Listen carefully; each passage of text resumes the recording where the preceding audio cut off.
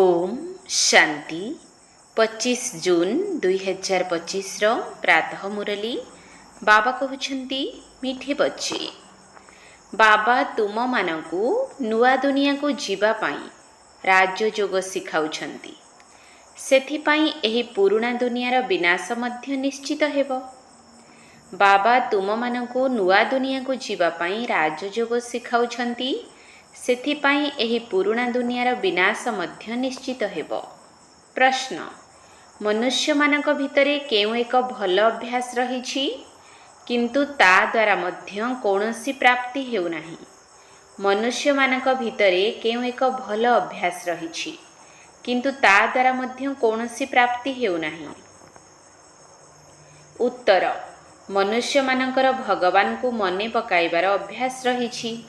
जेबे कौनसी असुविधा हेउछि सेतेबेले कहि देउछंती हे भगवान। शिवलिंगर दृश्य सम्मुख को आसी जाउछि किंतु यथार्थ परिचय न थिबा कारणरू कौनसी प्राप्ति हेउ नाही। पुणी कहि देउछंती सुख दुख सब किछि से ही देउछंती किंतु तुमे माने वर्तमान एपरि कहिब नाही। ओम शांति। बाबा जहांकु रचयिता बोली कहा जाउछि काहार रचयिता? नुआ दुनियार रचयिता। नुआ दुनिया को कहा जाउछि स्वर्ग अथवा सुखधाम। नाम तो कहउछंती ना किंतु बुझु नाहंती। श्रीकृष्ण को मंदिर को मध्य सुखधाम कहउछंती तेबे ताहा तो छोट मंदिर होइगला। कृष्ण तो विश्वर मालिक थिले। बेहद्र मालिकंकु जेपरिकी हद्र मालिक करि देउछंती। कृष्णଙ୍କର छोट मंदिर को सुखधाम कहउछंती। बुद्धि रे एकथा आसु नाही कि से तो विश्वर मालिक थिले, भारत रे ही रहुथिले। तुमको मध्य पूर्वरु किछि जणा नथिला। बाबांकु तो सब किछि जणा अछि। से सृष्टिर आदि मध्य अंत को जानिछंती। एबे तुमे पिला माने जानुछ दुनिया रे तो एकथा मध्य काहाकु जणा नाही। ब्रह्मा विष्णु शंकर किए? शिव तो हेउछंती सर्वोच्च भगवान। अच्छा पुणी प्रजापिता ब्रह्मा कुआडू आसिले? से तो मनुष्य ही अटंती ना। प्रजापिता ब्रह्मा तो निश्चय ए दुनिया रे ही आवश्यक ना, जहांक द्वारा ब्राह्मण सृष्टि हेबे। प्रजापिता अर्थ मुख द्वारा पोष्य कराइबा वाला। तुमे हेउछ मुख वंशावली। एबे तुमे जानुछ कि किपरि ब्रह्मा को शिव बाबा निजर करी मुख वंशावली संतान रचना करिछंती। एहांक मध्यरे प्रवेश मध्य कले पुणी कहिले एमाने मोर संतान अटंती। तुमे जानिछ ब्रह्मा नाम किपरि रखागला, किपरि जन्म हेले एकथा आउ केही भी जानि नाहंती। केवल महिमा गान करुछंती जे परमपिता परमात्मा सर्वोच्च अटंती किंतु एहा काहारी बुद्धि रे आसु नाही जे से हेउछंती सर्वोच्च बाबा। से आम समस्त आत्मा मानकर पिता अटंती। से मध्य बिंदु रूप ही अटंती। तांक पाखरे सृष्टिर आदि मध्य अंतर ज्ञान रहिछि। एही ज्ञान मध्य तुमको एबे ही मिलुछि। पूर्वरु टिकिए हेले भी एही ज्ञान नथिला। मनुष्य केवल कहउछंती ब्रह्मा विष्णु शंकर किंतु किछि हेले जानि नाहंती। तेणु सेमानकु मध्य बुझाइबाकु हेबो।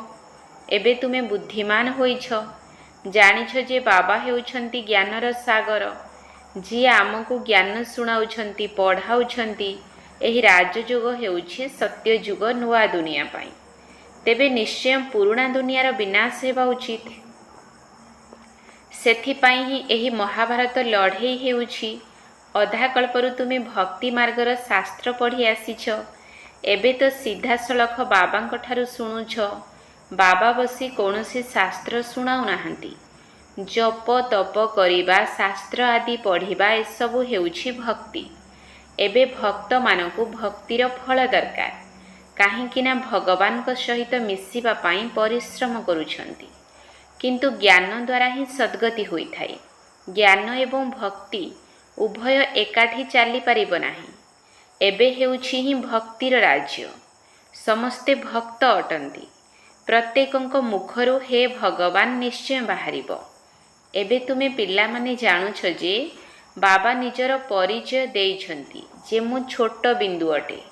ମୋତେ ହିଁ ଜ୍ଞାନର ସାଗର କହୁଛନ୍ତି। ମୁଁ ବିନ୍ଦୁ ରୂପ, ମୋ ମଧ୍ୟରେ ସମସ୍ତ ଜ୍ଞାନ ଭରି ରହିଛି। ଆତ୍ମାରେ ହିଁ ଜ୍ଞାନ ରହିଥାଏ। ଏବେ ତୁମେ ବୁଝୁଛ ଯେ ତାଙ୍କୁ ହିଁ ପରମପିତା ପରମାତ୍ମା କୁହାଯାଇଥାଏ। ସେ ହେଉଛନ୍ତି ସୁପ୍ରିମ୍ ସୋଲ୍ ଅର୍ଥାତ୍ ସର୍ବୋଚ୍ଚ। ପତିତ ପାବନ ବାବା ହିଁ ସୁପ୍ରିମ୍ ଅଟନ୍ତି ନା। ମନୁଷ୍ୟ ହେ ଭଗବାନ କହିଲେ ଶିବଲିଙ୍ଗ ହିଁ ମନେ ପଡ଼ିବ। ତାହା ମଧ୍ୟ ଯଥାର୍ଥ ରୀତିରେ ନୁହେଁ। ସାଧାରଣ ଭାବେ ଭଗବାନଙ୍କୁ ମନେ ପକାଇବା ଯେପରି ଏକ ଅଭ୍ୟାସ ହୋଇଯାଇଛି। କହିଥାନ୍ତି ଭଗବାନ ହିଁ ସୁଖ ଦୁଃଖ ଦେଉଛନ୍ତି। ଏବେ ତୁମେ ପିଲାମାନେ ଏପରି କହିବ ନାହିଁ। ତୁମେ ଜାଣିଛ ଯେ ବାବା ତ ହେଉଛନ୍ତି ସୁଖଦାତା। ସତ୍ୟ ଯୁଗରେ ସୁଖ ଧାମ ଥିଲା। ସେଠାରେ ଦୁଃଖର ନାମ ମଧ୍ୟ ନଥିଲା। କଳିଯୁଗରେ କେବଳ ଦୁଃଖ ହିଁ ରହିଛି। ଏଠାରେ ସୁଖର ନାମ ହିଁ ନାହିଁ। ଭଗବାନ ହେଉଛନ୍ତି ସର୍ବୋଚ୍ଚ। ସେ ସର୍ବ ଆତ୍ମାମାନଙ୍କର ପିତା ଅଟନ୍ତି। ଏକଥା କାହାକୁ ମଧ୍ୟ ଜଣା ନାହିଁ ଯେ ଆତ୍ମାମାନଙ୍କର ପିତା ମଧ୍ୟ ଅଛନ୍ତି। କହୁଛନ୍ତି ମଧ୍ୟ ଆମେ ସବୁ ଭାଇ ଭାଇ ଅଟୁ। ତେବେ ନିଶ୍ଚୟ ସମସ୍ତେ ଏକ ବାବାଙ୍କର ସନ୍ତାନ ହେଲେ ନା। କେହି ପୁଣି କହିଦେଉଛନ୍ତି ସେ ତ ସର୍ବବ୍ୟାପୀ ଅଟନ୍ତି। ତୁମ ଭିତରେ ବି ଅଛନ୍ତି, ମୋ ଭିତରେ ବି ଅଛନ୍ତି। ଆରେ ତୁମେ ତ ଆତ୍ମା ଅଟ। ଏହା ତୁମର ଶରୀର ଅଟେ। ପୁଣି ତୃତୀୟ ବସ୍ତୁ କିପରି ରହିପାରିବ? ଆତ୍ମାକୁ କ'ଣ ପରମାତ୍ମା କୁହାଯିବ କି? ଜୀବ ଆତ୍ମା କୁହାଯାଇଥାଏ। ଜୀବ ପରମାତ୍ମା କୁହାଯାଏ ନାହିଁ। ତେବେ ପରମାତ୍ମା ସର୍ବବ୍ୟାପୀ କିପରି ହୋଇପାରିବେ? ବାବା ସର୍ବବ୍ୟାପୀ ହୋଇଥିଲେ ତ ଫାଦରହୁଡ୍ ଅର୍ଥାତ୍ ପିତୃଭାବ ହୋଇଯାଇଥାନ୍ତା। ପିତାଙ୍କୁ ପିତାଠାରୁ ବର୍ଷା ମିଳିପାରିବ ନାହିଁ। ପିତାଙ୍କ ଠାରୁ ତ ସନ୍ତାନ ହିଁ ସମ୍ପତ୍ତି ନେଇଥାଏ। ସମସ୍ତେ ପିତା କିପରି ହୋଇପାରିବେ? ଏତେ ସାମାନ୍ୟ କଥା ମଧ୍ୟ କେହି ବୁଝିପାରୁନାହାନ୍ତି। ସେଥିପାଇଁ ବାବା କହୁଛନ୍ତି ପିଲାମାନେ, ମୁଁ ଆଜିଠାରୁ 5000 ବର୍ଷ ପୂର୍ବରୁ ତୁମକୁ କେତେ ବୁଦ୍ଧିମାନ କରାଇଥିଲି। ତୁମେ ସଦା ସୁସ୍ଥ, ସମୃଦ୍ଧ ଓ ବୁଦ୍ଧିମାନ ଥିଲ। ଏହାଠାରୁ ଅଧିକ ବୁଦ୍ଧିମାନ କେହି ହୋଇପାରିବେ ନାହିଁ। ତୁମକୁ ଏବେ ଯେଉଁ ଜ୍ଞାନ ମିଳୁଛି ତାହା ପୁଣି ସେଠାରେ ରହିବ ନାହିଁ। ସେଠାରେ ଏକଥା ଜଣାପଡ଼ିବ ନାହିଁ ଯେ ଆମେ ପୁଣି ତଳକୁ ଖସିବୁ। ଅଧୋଗତି କଥା ଜଣାପଡ଼ିଗଲେ ପୁଣି ସୁଖର ଅନୁଭବ ହିଁ ହେବ ନାହିଁ। ଏହି ଜ୍ଞାନ ପୁଣି ପ୍ରାୟ ଲୋପ ହୋଇଯାଇଥାଏ। ଏହି ଡ୍ରାମାର ଜ୍ଞାନ କେବଳ ବର୍ତ୍ତମାନ ତୁମ ବୁଦ୍ଧିରେ ଅଛି। ବ୍ରାହ୍ମଣ ହିଁ ଜ୍ଞାନର ଅଧିକାରୀ ହୋଇଥାନ୍ତି। ତୁମ ବୁଦ୍ଧିରେ ଅଛି ଯେ ଏବେ ଆମେ ବ୍ରାହ୍ମଣ ବର୍ଣ୍ଣର ଅଟୁ। ବ୍ରାହ୍ମଣଙ୍କୁ ହିଁ ବାବା ଜ୍ଞାନ ଶୁଣାଇଥାନ୍ତି। ବ୍ରାହ୍ମଣ ପୁଣି ସମସ୍ତଙ୍କୁ ଶୁଣାଇଥାନ୍ତି। ଗାୟନ ମଧ୍ୟ ରହିଛି। ଭଗବାନ ଆସି ସ୍ୱର୍ଗର ସ୍ଥାପନା କରିଥିଲେ। ରାଜଯୋଗ ଶିଖାଇଥିଲେ। ଦେଖ ଶ୍ରୀକୃଷ୍ଣ ଜୟନ୍ତୀ ପାଳନ କରୁଛନ୍ତି। ଭାବୁଛନ୍ତି ଯେ କୃଷ୍ଣ ବୈକୁଣ୍ଠର ମାଲିକ ଥିଲେ, କିନ୍ତୁ ସେ ବିଶ୍ୱର ମାଲିକ ଥିଲେ। ଏହି କଥା ବୁଦ୍ଧିରେ ଆସୁନାହିଁ। ଯେତେବେଳେ ତାଙ୍କର ରାଜତ୍ୱ ଥିଲା ସେ ସମୟରେ ଅନ୍ୟ କୌଣସି ଧର୍ମ ନଥିଲା। ତାଙ୍କର ହିଁ ସାରା ବିଶ୍ୱ ଉପରେ ରାଜ୍ୟ ଥିଲା ଏବଂ ତାହା ଯମୁନା କୂଳରେ ଥିଲା। ଏବେ ତୁମକୁ ଏହା କିଏ ବୁଝାଉଛନ୍ତି? ଭଗବାନ ବାଚ। ବାକି ସାଧୁ ସନ୍ଥମାନେ ଯାହା କିଛି ବି ବେଦଶାସ୍ତ୍ର ଆଦି ଶୁଣାଉଛନ୍ତି ସେସବୁ ହେଉଛି ଭକ୍ତି ମାର୍ଗର। ଏଠାରେ ତ ସ୍ୱୟଂ ଭଗବାନ ତୁମକୁ ଶୁଣାଉଛନ୍ତି। ଏବେ ତୁମେ ଜାଣୁଛ ଯେ ଆମେ ପୁରୁଷୋତ୍ତମ ହେଉଛୁ। ତୁମ ବୁଦ୍ଧିରେ ଏହା ଅଛି ଯେ ଆମେ ଶାନ୍ତି ଧାମର ବାସିନ୍ଦା ଅଟୁ। ପୁଣି ଆମେ ଆସି 21 ଜନ୍ମର ପ୍ରାରବ୍ଧ ଭୋଗ କରିବୁ। ତୁମେ ପିଲାମାନେ ଆନ୍ତରିକ ଖୁସିରେ ଗଦଗଦ ହେବା ଉଚିତ ଯେ ବେହଦ୍ର ବାବା ଶିବ ବାବା ଆମକୁ ପଢ଼ାଉଛନ୍ତି। ସେ ଜ୍ଞାନର ସାଗର ଅଟନ୍ତି। ସୃଷ୍ଟିର ଆଦି ମଧ୍ୟ ଅନ୍ତକୁ ଜାଣିଛନ୍ତି। ଏପରି ଶ୍ରେଷ୍ଠ ପିତା ଆମ ପାଇଁ ଆସିଛନ୍ତି। ତେଣୁ ଖୁସିରେ କୁରୁଳି ଉଠୁଛ। ବାବାଙ୍କୁ କହୁଛ ଆମେ ତୁମକୁ ନିଜର ଉତ୍ତରାଧିକାରୀ କରିଛୁ। ପିତା ପିଲାମାନଙ୍କ ଉପରେ ସମର୍ପିତ ହୋଇଥାନ୍ତି। ସନ୍ତାନମାନେ ପୁଣି କହୁଛନ୍ତି ଯେ ଭଗବାନ ଆପଣ ଯେବେ ଆସିବେ ତେବେ ଆମେ ଆପଣଙ୍କ ଉପରେ ହିଁ ସମର୍ପିତ ହେବୁ, ଅର୍ଥାତ୍ ଆପଣଙ୍କୁ ସନ୍ତାନ କରିବୁ। ଶିବ ବାବା ମଧ୍ୟ ନିଜ ସନ୍ତାନମାନଙ୍କୁ ହିଁ ଉତ୍ତରାଧିକାରୀ କରୁଛନ୍ତି। ବାବାଙ୍କୁ କିପରି ଉତ୍ତରାଧିକାରୀ କରିବ? ଏହା ମଧ୍ୟ ଗୁହ୍ୟ କଥା ଅଟେ। ନିଜର ସବୁ କିଛି ଅଦଳ ବଦଳ କରିବାକୁ ହେବ। ଏହା ସବୁ ହେଉଛି ବୁଦ୍ଧିର କାମ। ଗରିବମାନେ ତ ତୁରନ୍ତ ବଦଳାଇ ଦେବେ। ସାହୁକାରମାନେ କଷ୍ଟରେ କରିବେ। जे पर्यंत सेमाने संपूर्ण रूपे ज्ञान बुझी नाहंती सेमानकर एते साहस न थाए। गरीब माने तो तुरंत कही देई थांती बाबा आमे तो आपण को ही उत्तराधिकारी करिवु। आम पाखरे कौन बा अछि उत्तराधिकारी करी पुणी निजर शरीर निर्वाह पाई कर्मधंदा मध्य करबाकू हेबो। केवल निमित्त भावी रहिबाकू हेबो बहुत उपाय बताउछंती। बाबा तो केवल देखुछंती कि कौनसी पाप कर्म रे पैसा नष्ट करू नाहंत। मनुष्य मानकु पुण्य आत्मा करिबा पाई पैसा लगाउछंती सेवा मध्य श्रीमत प्रमाण करूछंती तो एसबुर पूरा जांच करा जीवो पुणी मत दिया जीवो। ए ब्रह्मा बाबा मध्य निजर व्यवसाय रु ईश्वरंक निमंते अर्थात धर्म कार्य पाई पैसा बाहर करुथिले ना ताहा तो थिला परोक्ष। एबे बाबा सीधा सड़क आसीछंती। मनुष्य भाबुछंती आमे जहा किछि करूछु तार फल ईश्वर परजन्म रे देई थांती। केही गरीब दुखी होइथिले बुझिबे जे से कर्म ही एही परि करिछंती। भल कर्म करिथिले सुखी होई थांती। बाबा तुम संतान मानकु कर्मर गति उपरे बुझाउछंती। रावण राज्य रे तुमर सबु कर्म विकर्म ही होई जाउछि। सत्ययुग एवं त्रेतारे रावण ही न थाए सेथिपाई सेठारे कौनसी कर्म विकर्म होई न थाए। एठारे जहा किछि भल कर्म करूछ ताहार फल रे मध्य अल्प काल पाई सुख मिलुछि। तथापि भी कौनसी ना कौनसी रोग खिटपिट तो हेउछि काहेकि ना एहा हेउछि अल्प कालर सुख। एबे बाबा कहुछंती एही रावण राज्य ही शेष होई जिवो। राम राज्यर स्थापना शिव बाबा करूछंती। तुमे जानिछ एही चक्र किपरि घुरुछि। भारत ही पुणी गरीब होई जाउछि। भारत आजिठारु 5000 वर्ष पूर्वरु स्वर्ग थिला। एही लक्ष्मी नारायणकर राज्य थिला। प्रथमे एमानकर राजत्व थिला। राजकुमार श्रीकृष्ण पुणी स्वयंवर हेबा परे राजा हेले। श्री नारायण नाम रखागला एकथा मध्य तुमे एबे बुझुछ। तेणु तुमको आश्चर्य लागुछि बाबा आपण सारा रचयिता एवं रचनार ज्ञान सुनाउछंती। आपण आम मानकु केते श्रेष्ठ पाठ पढ़ाउछंती। आपणक निकटरे समर्पण होई जिवु। आमकु तो केवल एक बाबांक व्यतीत आउ काहाकू याद करिबार नाही। शेष पर्यंत पढ़िबाकू हेबो। तेणु निश्चय शिक्षकंकु याद करिबाकू हेबो। स्कूल रे शिक्षकंकु मने पकाई थांती ना सेही स्कूल मानकरे तो अनेक शिक्षक रही थांती। प्रत्येक श्रेणीर शिक्षक अलगा थांती। एठारे तो जणे मात्र शिक्षक रहिछंती। केते प्रिय अटंती प्रिय बाबा प्रिय शिक्षक। आगरु भक्ति मार्गरे अंधश्रद्धारे मने पकाउथिले एबे तो सीधा सड़क बाबा पढ़ाउछंती। तेणु केते खुशी हेबा उचित। तथापि मध्य कहउछंती बाबा आमे भूली जाउछु जना नाही हमर बुद्धि आपनकु काहेकि मने पकाई पारु नाही। गायन मध्य करूछंती ईश्वरंकर गति मति भिन्न अटे। बाबा आपणकर गति एवं सद्गतिर मत तो बहुत आश्चर्यजनक अटे। एपरि बाबांकु याद करिबा उचित। स्त्री निज स्वामीर गुणगान करि थाए ना मो पति बहुत भल अटंती तांकर एही सबु संपत्ति अछि भितरे खुशी रही थाए ना। बाबा तो हेउछंती पति मानकर पति पितांकर पिता। तांको ठारु आमको केते सुख मिलुछि आउ समस्तंक ठारु तो दुख मिलुछि। हाँ शिक्षकंक ठारु सुख मिली थाए काहेकि ना पाठ पढ़ा द्वारा रोजगार होई थाए। गुरु सर्वदा बानप्रस्थ अवस्थारे करा जाई थाए।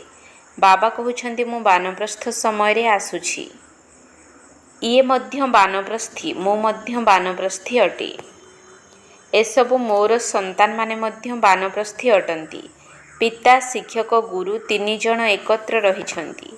बाबा शिक्षक मध्य हेउछंती पुणी गुरु हुए साथीरे नै जाउछंती। सेही एक बाबांकर ही महिमा। एही कथा सबु अन्य कोनोसी शास्त्र आदि रे नाही। बाबा प्रत्येक कथा भल भावरे बुझाउछंती। एहा ठारु श्रेष्ठ ज्ञान आउ किछि नाही। तेणु आउ किछि जानिबा दरकार रहे नाही। आमे सबु किछि जानी विश्वर मालिक होई जाउछु आउ अधिका जानी कोन करिबु। पिलामानक बुद्धि रे एकथा रहिले खुशी रे रहिबे एवं बारंबार सही स्मृति रे रहिबे। पुण्य आत्मा हेबा पाई याद रे निश्चय रहिबा दरकार। मायार धर्म हेउछि तुमको विस्मृति कराइबा।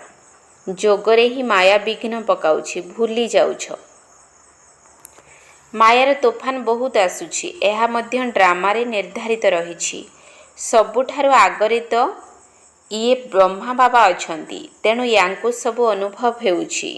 ବ୍ରହ୍ମା ବାବା କହୁଛନ୍ତି, ମୋ ପାଖକୁ ପ୍ରଥମେ ତୋଫାନ ଆସିଲେ ତ ମୁଁ ଯାଇ ସମସ୍ତଙ୍କୁ ବୁଝାଇବି ନା।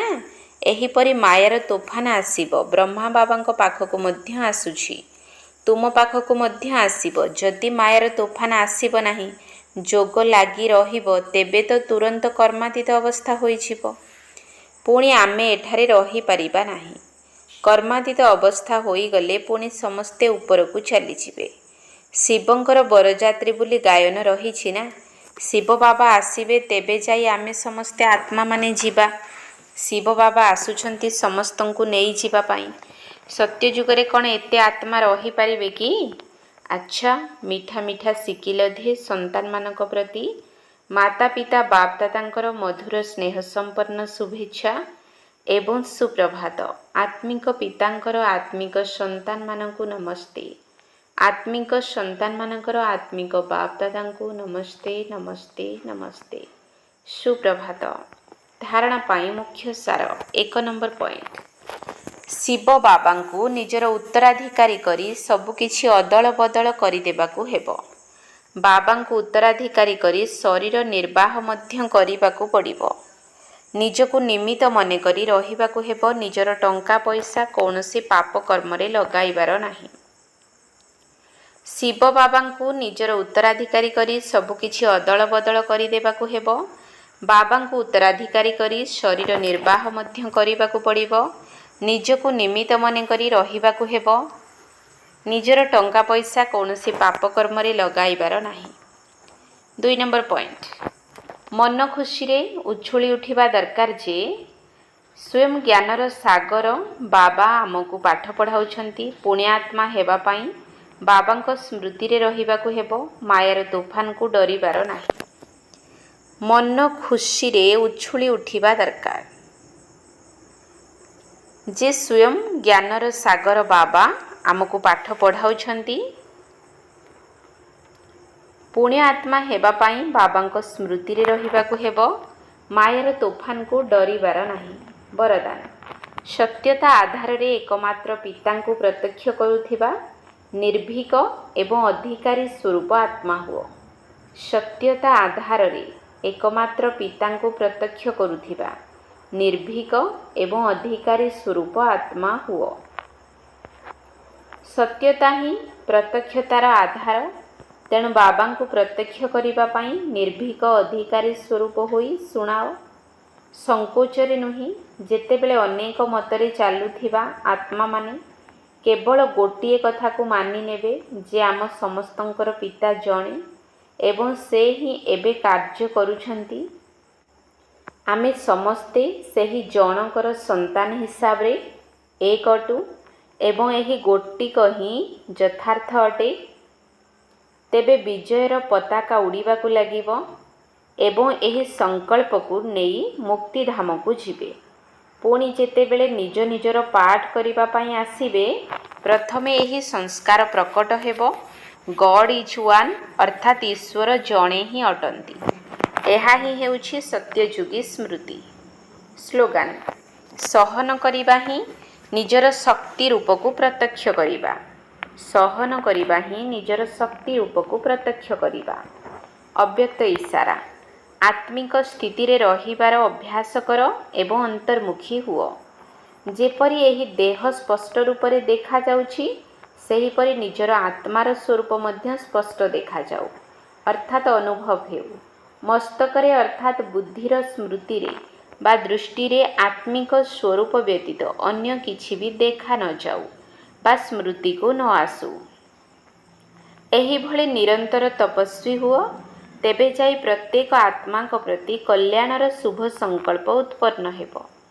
ଯଦିଓ କେହି ବି ନିଜର ସ୍ୱଭାବ ସଂସ୍କାରର ବଶୀଭୂତ ହୋଇ ତୁମର ପୁରୁଷାର୍ଥରେ ପରୀକ୍ଷା ନେବାର ନିମିତ୍ତ ହେଉଥିବ, ତା ପ୍ରତି ମଧ୍ୟ ସର୍ବଦା କଲ୍ୟାଣର ସଂକଳ୍ପ ଉତ୍ପନ୍ନ ହେଉ। ଓମ୍ ଶାନ୍ତି।